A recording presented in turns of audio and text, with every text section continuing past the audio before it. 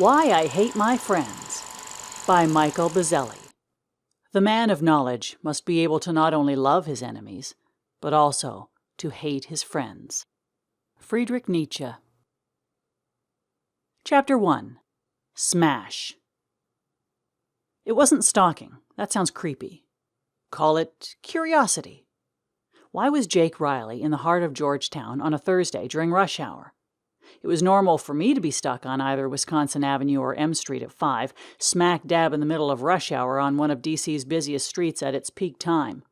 On Thursdays, I pick up my friend Baz and go to the gym. After spin class, we would kibitz with the regulars, shower, and then go for drinks. We planned to go to Hot House Harry's, a restored red brick firehouse near DuPont Circle, now a gay bar. We'll be hanging there until a newer, trendier place opens up. My friends follow the in crowd, a few chic young social influencers who decide which bar is the newest hotspot, and off we go.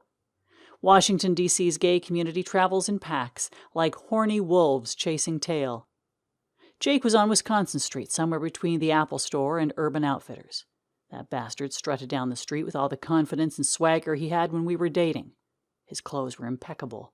He wore a vibrant Crayola blue suit with brown loafers, no socks. He had attractive ankles. You can't say that about too many men, but you could say that about Jake. Sockless in September was a look few people could pull off. Jake could pull it off. God help me, I wanted to be the one to pull off his clothes. He was an Adonis and smart business casual. Everyone thought Jake Riley was handsome and stylish. That was part of the problem. I was dating one of the city's best and brightest. It wasn't hyperbole. It was confirmed in print. He was one of D.C.'s 30 under 30, a list of the most influential men and women in the District of Columbia. Bastard. There are a few good reasons Jake Riley made the 30 under 30, D.C.'s best and brightest list 2 years in a row. It didn't hurt that my best friend Baz publishes D.C. Scene magazine and runs the competition, or that Jake co-chaired one of the biggest cystic fibrosis fundraisers in town, the Hellraiser Ball, a masquerade ball held in early October. It's a hell of a good time. The other co-chair, however, did most of the work. I know because I was the other co-chair. At 32, I was ineligible for the 30 under 30 list. The number one reason Jake was on that list is because he is flawless, in a superficial specimen of physical perfection sort of way. Jake Riley was on D.C. Scene magazine's cover this year. Even though he's a jerk, it's hard not to look at him. He was still sporting a tan from our Labor Day beach trip. Jake hopped into his Ferenzi red Jag. Since it was warm for autumn, he rolled the top down when plopped down behind the wheel. He was about 3 cars in front of my modest silver Mini Cooper when he pulled out of his parking space. Jake had too much gel in his hair because those wavy, dirty blonde locks didn't even sway in the wind.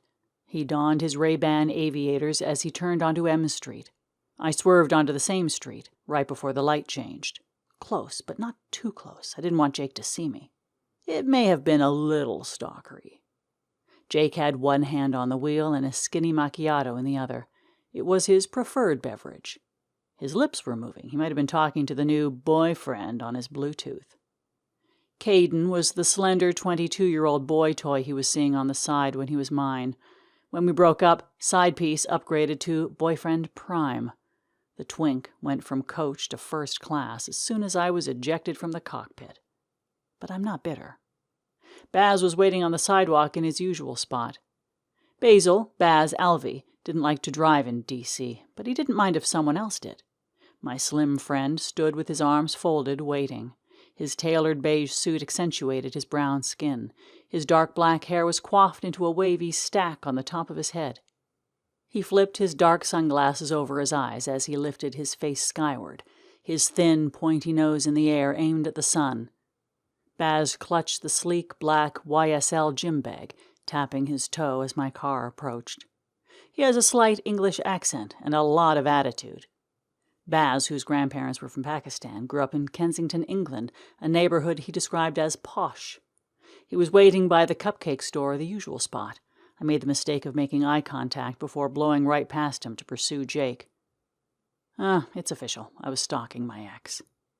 The text was immediate. It read, "Sweetie, what?"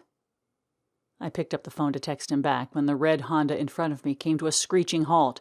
The sound of the metal from the Honda crunching into my silver Mini Cooper was horrendous. It was a resounding crash. My body lurched forward. If it weren't for my seatbelt, I would have gone through the windshield. Everything was moving in slow motion. A pedestrian's eyes widened.